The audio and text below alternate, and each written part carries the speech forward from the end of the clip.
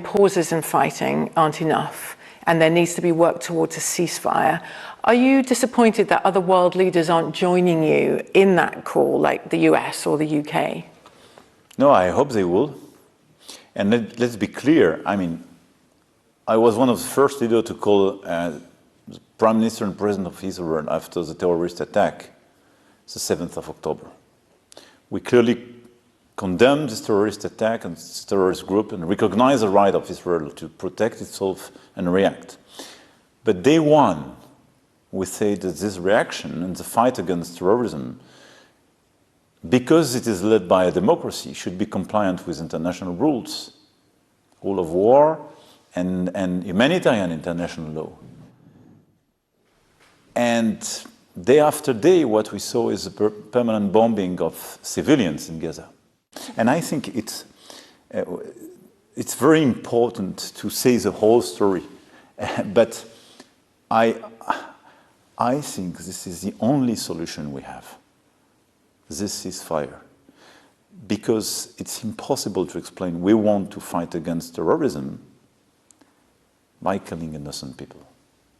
You've talked about the fight against terrorism needing to be merciless, is the word you used, but not without rules. And you've just referred there to the high loss of civilian life in Gaza. Do you think Israel is respecting those rules, the international rules that you're referring to? Look, in the very first days, it's clear that the emotion, the compassion, created a situation where everybody was just close to Israel and backing them and sharing the pain. And we do share their pain and we do share the willingness to get rid of terrorism. We know what terrorism means in France.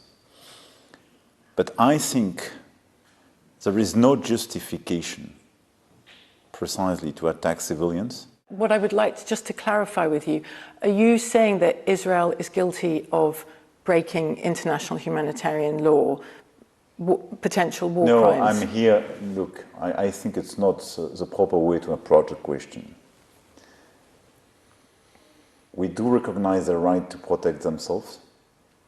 And 1 month after this terrorist attack, I think it would be not the right way to deal with a partner and friend just to say you will be condemned and you are guilty. De facto, today, civilians are bombed. De facto, these babies, these ladies, these old people are bombed and killed. So there is no reason for that and no legitimacy. So we do urge Israel to stop. I'm not here to, I'm not a judge. I'm a head of state. I just remind everybody international law. I call for a ceasefire, and I will urge them for a ceasefire, for a humanitarian ceasefire.